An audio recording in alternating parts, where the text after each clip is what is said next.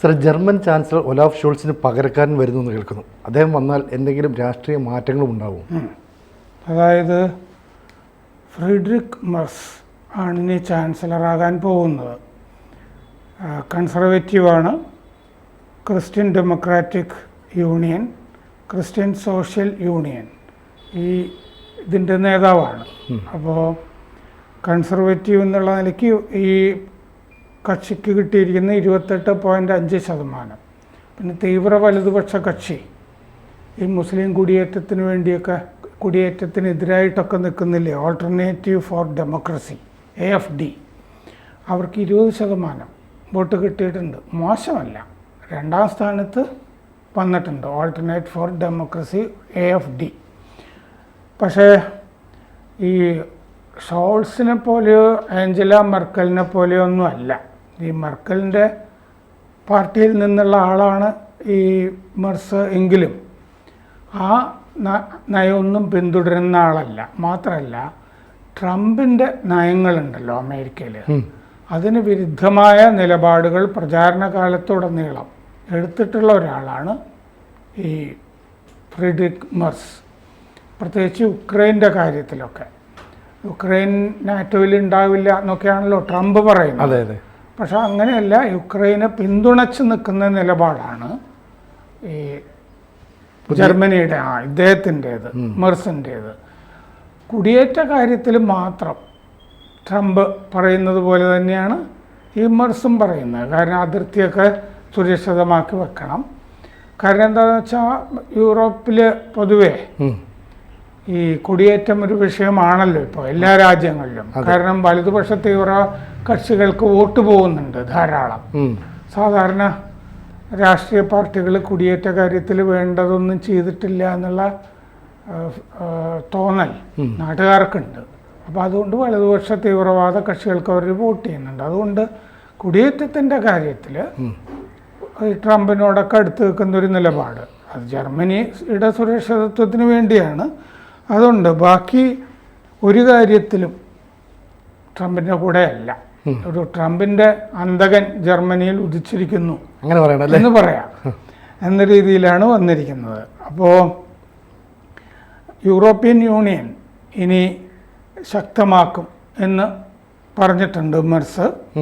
ട്രംപിൽ നിന്ന് യൂറോപ്പ് അകലം പാലിക്കും എന്ന് പറഞ്ഞിട്ടുണ്ട്. മാത്രമല്ല, ഈ മസ്ക് ജർമ്മനിക്കെതിരെ കുറേ വർത്തമാനം പറഞ്ഞിരുന്നല്ലോ ഈ പ്രചാരണ കാലത്തുമൊക്കെ, ഈ കുടിയേറ്റം ഉൾപ്പെടെയുള്ള കാര്യങ്ങളിലുമൊക്കെ. അപ്പോൾ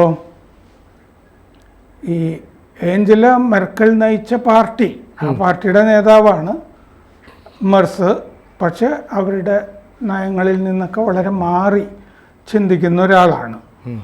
അപ്പോൾ യൂറോപ്യൻ യൂണിയനിലെ ഏറ്റവും വലിയ സമ്പദ് രംഗം ആണ് ജർമ്മനിയുടേത്, ലാർജസ്റ്റ് ഇക്കോണമി യൂറോപ്യൻ യൂണിയനിലെ.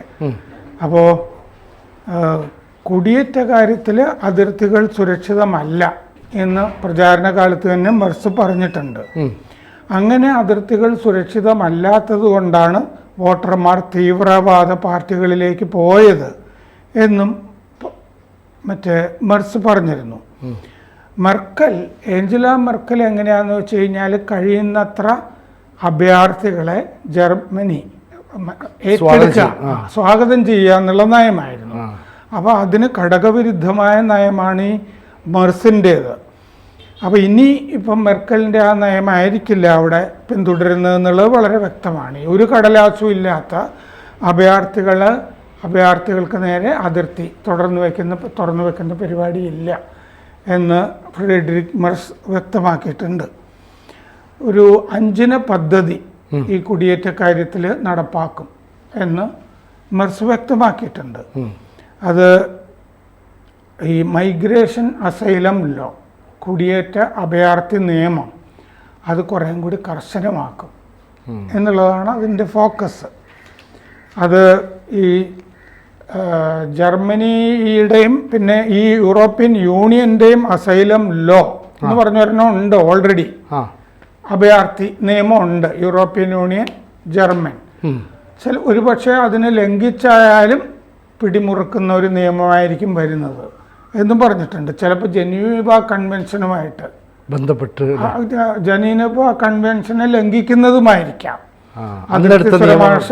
കുടിയേറ്റ ഇനി വരാൻ പോകുന്ന കുടിയേറ്റ നയം എന്ന് മെർസ് പറഞ്ഞിട്ടുണ്ട്. എന്ന് പറഞ്ഞാൽ ഈ തടവുകാർ, അഭയാർത്ഥികൾ ഇവരോടൊക്കെ വലിയ ജീവകാരുണ്യം കാണിക്കുന്ന പരിപാടിയാണല്ലോ ജനീവ കൺവെൻഷൻ എന്നൊക്കെ പറയുന്നത്.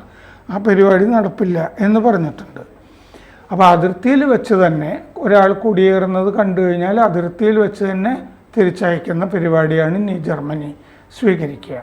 കാരണം ഇസ്ലാമിക കുടിയേറ്റത്തിൻ്റെ കെടുതികൾ വേണ്ടതിലധികം ഈ ഇപ്പോൾ ഫിൻലൻഡ് വരെ ഇല്ലേ ആക്രമണം നടക്കുന്നുണ്ട്. കഴിഞ്ഞ ദിവസം ഫ്രാൻസിൽ ഒരു കത്തിയുമായിട്ട് ഒരു അൾജീരിയക്കാരൻ ആക്രമണം നടത്തി ഒരാളെ കൊന്നിരുന്നു. അപ്പോൾ അത്തരം ആക്രമണങ്ങളൊക്കെ ഇപ്പോൾ സാധാരണമാണ് അവിടെയൊക്കെ. അപ്പോൾ ഈ അതിർത്തിയെ സംബന്ധിച്ചിട്ടുള്ള ഈ കുടിയേറ്റം അതിർത്തിയിൽ വെച്ച് തന്നെ മടക്കണം എന്നൊക്കെയുള്ള രീതിയിലുള്ളൊരു പ്രമേയം ഈ കഴിഞ്ഞ പാർലമെൻറ്റ് സമ്മേളനത്തിൽ പാസ്സാക്കിയിരുന്നു. അത് പാസ്സായത് ഈ ആൾട്ടർനേറ്റീവ് ഫോർ ജർമ്മനി മറ്റേ AFD കൂടി പിന്തുണച്ചത് കൊണ്ടാണ് ആ പ്രമേയം പാസ്സായത്. പിന്നെ നാറ്റോയിലെ നയം, ട്രംപ് ഉപാധികളില്ലാതെ ഈ നാറ്റോയെ സംബന്ധിച്ചിട്ട് പെരുമാറരുത് എന്ന് മെർസ് പറഞ്ഞിട്ടുണ്ട്. അതായത് ഏകപക്ഷീയമായ തീരുമാനങ്ങൾ നാറ്റോയെ സംബന്ധിച്ച് എടുക്കാനുള്ള അവകാശം ട്രംപിനില്ല. അപ്പോൾ ട്രംപിനെ ശരിക്കും കുറ്റപ്പെടുത്തുകയാണ് അല്ലേ? അതെ. ഇപ്പോൾ ട്രംപ് പറയുകയാണ് നാറ്റോ തന്നെ പിരിച്ചുവിടണമെന്നൊക്കെ പറയാറുണ്ട്. അല്ലെ, നാറ്റോയിൽ ഉക്രൈൻ ഇല്ല എന്ന് ഏകപക്ഷീയമായിട്ട് പറയാണ്. അത്തരം പറച്ചിലുകളിൽ കഥയില്ല എന്ന് മെർസ് പറഞ്ഞിട്ടുണ്ട്. ഇപ്പോൾ ബ്രിട്ടനും ഫ്രാൻസും ആണ് ഈ ആണവശക്തികൾ ഈ യൂറോപ്പിലെ ആ രണ്ട് രാജ്യങ്ങൾ. അപ്പോൾ അവരുടെ ആ ആണവ പദ്ധതികൾ കൊണ്ടുള്ള സുരക്ഷിതത്വം, ആ രാജ്യങ്ങൾക്കുള്ള സുരക്ഷിതത്വം ഈ നാറ്റോയിലേക്ക് അംഗം എന്നുള്ള നിലയ്ക്ക് ജർമ്മനിക്കും കിട്ടണം എന്ന് മെർസ് പറയുന്നുണ്ട്. അതായത് നാറ്റോയിൽ ഇപ്പോൾ ഒരു രാജ്യത്തിനെതിരെ ആക്രമണം നടന്നു കഴിഞ്ഞാൽ എല്ലാ രാജ്യവും അതിനെ പ്രതിരോധിക്കും എന്നുള്ളതാണ്. 32 അംഗങ്ങളാണ് നാറ്റോയിലുള്ളത്. ഒരംഗത്തിനെതിരായ ആക്രമണം മറ്റംഗങ്ങൾക്കെതിരായ ആക്രമണമായിട്ട് കാണുന്നതാണ്. അപ്പോൾ അങ്ങനെ വരുമ്പോൾ യൂറോപ്പിലെ ആ രണ്ട് രാജ്യങ്ങളുടെ ഫ്രാൻസിൻ്റെയും ബ്രിട്ടൻ്റെയും ആണവശക്തി ജർമ്മനിക്കും ഗുണകരമാകണം എന്ന് മെർസ് പറയുന്നുണ്ട്. അതൊരു കവചമായിട്ട് ജർമ്മനിക്കും കിട്ടണം എന്ന് പറയുന്നുണ്ട്. അമേരിക്കയിൽ നിന്ന് യൂറോപ്പ് സ്വതന്ത്രമായിരിക്കണം എന്നും പറയുന്നുണ്ട്. പക്ഷെ അമേരിക്കയുടെ സ്വാധീനമല്ല എല്ലായ്പ്പോഴും യൂറോപ്പിൽ ഉണ്ടാകുന്നത്. അതെ, അവിടെ എന്താന്ന് വെച്ചാൽ ഈ ടെസ്ലയുടെ ഫാക്ടറികളൊക്കെ ഉണ്ട് ജർമ്മനി. അപ്പോൾ വ്യവസായ നയം ട്രംപിന് അമേരിക്കയ്ക്ക് അനുകൂലമായിരിക്കണം എന്ന് മസ്ക് പറയാറുണ്ട്. അതുകൊണ്ടാണ് ഈ ജർമ്മനിയുടെ നയത്തെ പലപ്പോഴും വിമർശിക്കാറുള്ളത്. ഇനി കൂടുതൽ വിമർശിക്കേണ്ടി വരും. അപ്പോൾ അമേരിക്കയിൽ നിന്ന് യൂറോപ്പ് സ്വതന്ത്രമായിട്ട് നിൽക്കണം. യൂറോപ്യൻ യൂണിയൻ, അതായത് ജർമ്മനി യൂറോപ്പിൻ്റെ നേതൃത്വം ഏറ്റെടുക്കാൻ പോകുന്നു, ഒരു നേതാവ് വന്നിരിക്കുന്നു എന്നുള്ള മട്ടിലാണ് ഫ്രെഡറിക് മെർസ് പെരുമാറുന്നത് ഇപ്പോൾ. അപ്പോൾ പിന്നെ അതുകൊണ്ട് തന്നെ ഈ ഡിഫൻസ് ഇൻഡസ്ട്രി, പ്രതിരോധ വ്യവസായം ജർമ്മനിയുടെ അത് വിപുലമാക്കും എന്നും മെർസ് പറഞ്ഞിട്ടുണ്ട്. കൂടുതൽ ആയുധങ്ങൾ ഉണ്ടാക്കുക, നിർമ്മിക്കുക, വിൽക്കുക തുടങ്ങിയ പരിപാടികളൊക്കെ നടക്കും. യുക്രൈന് മെർസ് പറയുന്നത് പലരും ഇപ്പോൾ ആയുധം കൊടുക്കില്ല എന്ന് പറയുന്നുണ്ട്. ട്രംപും കൊടുക്കില്ല. അപ്പോൾ മെർസ് പറയുന്നത് ജർമ്മനിയുടെ ലോങ് റേഞ്ച് ദീർഘദൂര ടോറസ് മിസൈൽ യുക്രൈന് കൊടുക്കുമെന്ന് പറയുന്നത്. അതാണ് ഈ അമേരിക്കയുടെ നയത്തിന് തികച്ചും വിരുദ്ധമായ ഒരു എന്താ പറയുക, ഇപ്പോൾ ഒരു സംഘർഷത്തിലേക്ക് പോവുകയാണെന്നർത്ഥം യുക്രൈനെ സംബന്ധിച്ച്. താമസിയാതെ അത് നമ്മൾ കാണും. അപ്പോൾ ഈ ഫ്രഞ്ച് പ്രസിഡന്റ് ഇമാനുവൽ മാക്രോൺ എടുത്തേക്കുന്ന നിലപാടുകൾക്ക് സമാനമായിട്ട് പുതിയ ചാൻസലർ ജർമ്മനിയിൽ നിന്ന് തീരുമാനങ്ങൾ എടുക്കുന്നത് മനസ്സിലാക്കാം അല്ലെ? അമേരിക്കയ്ക്കെതിരായിട്ട് ഒന്നിലധികം ശക്തികൾ ഉയർന്നു വരുന്നു. അതെ, അതാണ്. അതിൽ ഈ നാറ്റോയും വിഷയമാണ്, യുക്രൈനും വിഷയമാണ്. അപ്പോൾ മാത്രമല്ല ഈ ഷോൾസിൻ്റെ ഒരു നയത്തിന് വിരുദ്ധമായി മെർസ് പറയുന്നത് എന്താണെന്ന് വെച്ച് കഴിഞ്ഞാൽ യുക്രൈനിലേക്ക് ജർമ്മൻ സേനയെ അയക്കും എന്ന് പറഞ്ഞിട്ടുണ്ട്. യുക്രൈനിലേക്ക് എന്ന് പറഞ്ഞാൽ ആക്രമിക്കാനല്ല, റഷ്യ ആക്രമിക്കാനല്ല, സമാധാനത്തിന് വേണ്ടി അയക്കും എന്ന് പറഞ്ഞിട്ടുണ്ട്. പക്ഷെ പുട്ടിനെ ശത്രുവായിട്ട് കാണുന്ന ആളാണ് മെർസ്.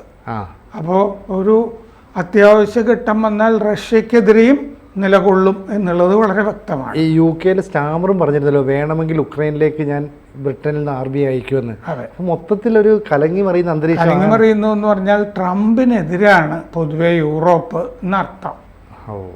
ഈ നാറ്റോയെ സംബന്ധിച്ച കാര്യത്തിലും യുക്രൈനെ സംബന്ധിച്ച കാര്യത്തിലും ഈ ഏകപക്ഷീയമായ തീരുമാനങ്ങൾ ട്രംപ് പ്രഖ്യാപിക്കുന്നു എന്ന് മാത്രമല്ല, അവിടുത്തെ ആ ധാതു സമ്പത്തിൽ വലിയ ഒരു സംഘർഷം ഉണ്ടാക്കുന്നുണ്ട്. കണ്ണുണ്ടല്ലോ, ഞാൻ വേണമെങ്കിൽ മാറാം എന്ന് മറ്റേ സെലൻസ്കി കഴിഞ്ഞ ദിവസം പറഞ്ഞിട്ടുണ്ട്. പക്ഷെ നാറ്റോയിലെ അംഗത്വം കിട്ടുകയാണെങ്കിൽ ഞാൻ ഇപ്പം തന്നെ മാറാം എന്നാണ് സെലൻസ്കി ഇന്നലെ പറഞ്ഞത്. അപ്പോൾ ന്യൂക്ലിയർ റിയാക്ടറുകളൊക്കെ പൂട്ടിയിരുന്നു ജർമ്മനിയിൽ ഈ ഷോൾസിൻ്റെ കാലത്ത്. അപ്പോൾ അതിന് വീണ്ടും ഈ പൂട്ടിയതൊക്കെ തുറക്കുമെന്നറിയില്ല. പക്ഷേ ആണവ നയത്തിലൊക്കെ ജർമ്മനിക്ക് മാറ്റം വരാൻ സാധ്യതയുണ്ട്. പിന്നെ ഈ കഞ്ചാവിൻ്റെ കാര്യത്തിൽ, ഡ്രഗ്സ്, അതിൻ്റെ മയക്കുമരുന്നിൻ്റെ കാര്യത്തിലൊക്കെ കുറച്ചുകൂടി കർശനമായ നിലപാടുകൾ വരുമെന്ന് വളരെ വ്യക്തമാണ്. ഇപ്പോൾ ഈ കഞ്ചാവ് 25 ഗ്രാം ഓരോ വ്യക്തിക്കും കൈവശം വയ്ക്കാം അവിടെ. പിന്നെ ഒരു വീട്ടിൽ 3 കഞ്ചാവ് ചെടി വളർത്താം. അത് ശരി. അങ്ങനെയുണ്ട്, വളരെ ലിബറലാണ്.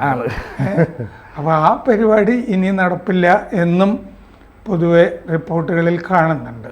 അതും കൂടി ഒന്ന് കർശനമാക്കും എന്നുള്ളതാണ്. അപ്പോൾ പൊതുവെ ജർമ്മനി യൂറോപ്പിൻ്റെ നേതൃത്വം ഏറ്റെടുക്കും എന്നുള്ള മട്ടിലാണ് ഈ കാര്യങ്ങൾ പോകുന്നത്. കുടിയേറ്റം ഒഴിച്ചുള്ള കാര്യങ്ങളിൽ ട്രംപ് വിരുദ്ധനായ ഒരാളാണ് ജർമ്മനിയിലേക്ക് വരുന്നത്. കൂടുതൽ വാർത്തകളും വിശേഷങ്ങളും നിങ്ങളിലേക്ക് എത്താൻ ABC മലയാളം സബ്സ്ക്രൈബ് ചെയ്യുക, ബെൽ ബട്ടണും അമർത്തുക.